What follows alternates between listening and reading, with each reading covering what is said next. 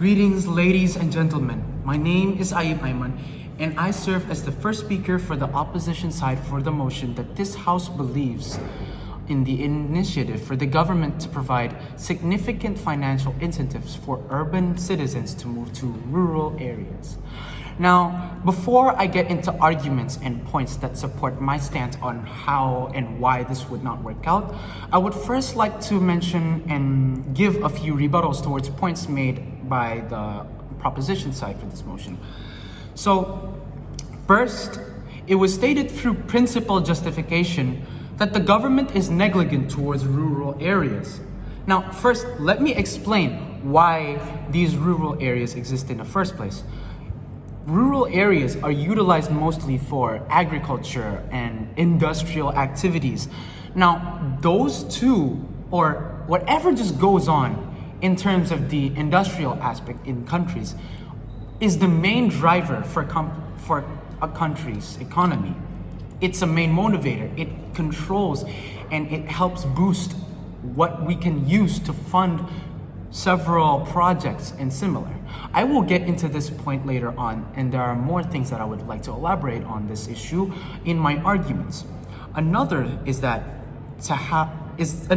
even though these industrial activities and agriculture, they would provide a sort of job opportunity for people who would live in the rural areas and people who would move there later on, it doesn't promise to fulfill the resources that they would have.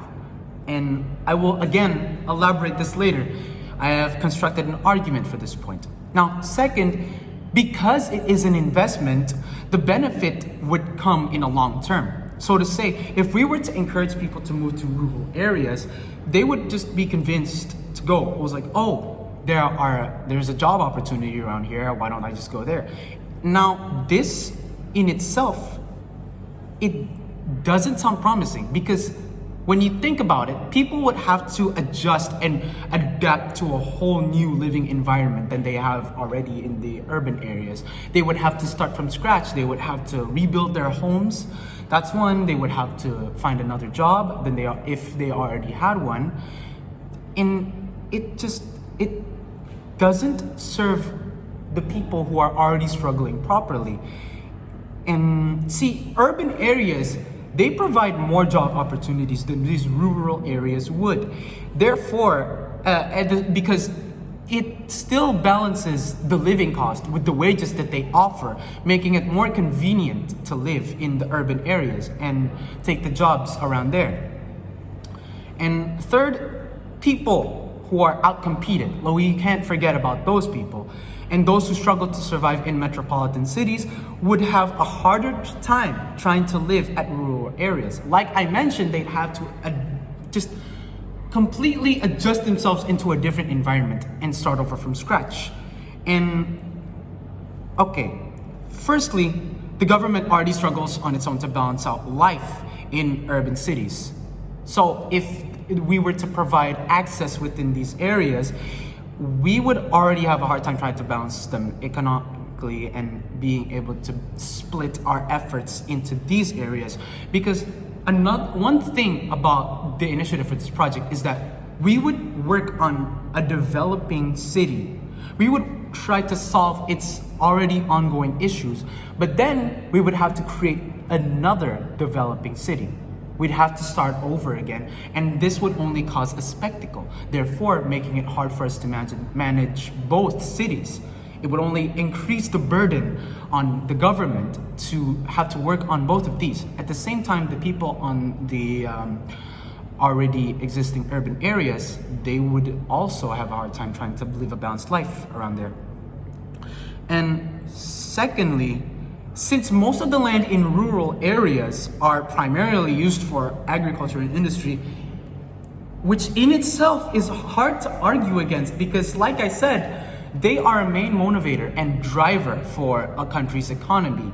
Everything that we fund and use for projects, that's where they come from, because we sell everything from there.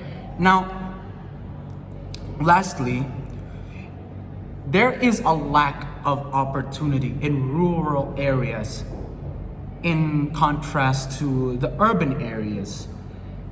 There is a major obstacle for the initiative to provide or to push people to live in these rural areas, because everything about it is already not as promising. Even though you can see that there are job opportunities, there are a few, it's just more balanced.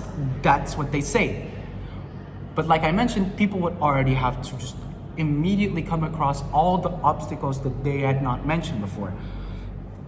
Now, moving to my arguments that will clear up most of the points that I've made from my rebuttals. Firstly, a long-term investment to develop a city in a rural area would only cause a spectacle, like I mentioned.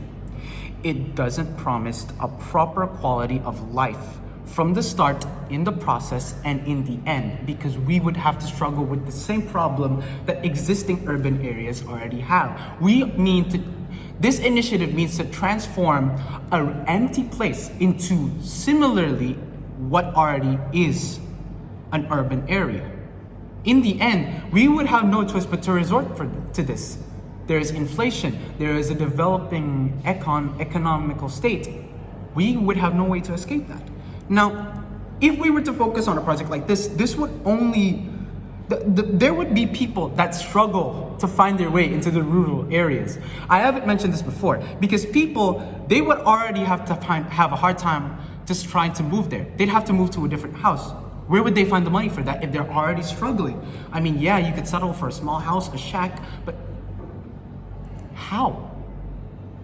That's the problem. That's the missing part of this so-called promising life in the rural areas. And it does not clearly elaborate on how well the economy of a freshly developed city would go as compared to an already developed one. Jobs are already trying to increase their wages based and to be able to adjust themselves onto the living cost around the urban areas. And there are already in effect investments and projects going on trying to solve the issues that are going on there. Hence, my second argument, it is still possible for the government to allocate their funds more on projects that will support the struggling people in urban areas. Whether it be initiatives to environmental awareness and how there would be a reward for it, supporting people financially in terms of their studies, or small enterprises and jobs, because people in these urban areas still have an easier time than the people in rural areas would when it comes to searching for jobs and balancing out the economy. One thing I haven't mentioned is that how would people find and work their jobs properly when there aren't enough consumers in the rural areas? When people move into the rural areas expecting a job opportunity and fulfilling life, they would struggle being able to find consumers.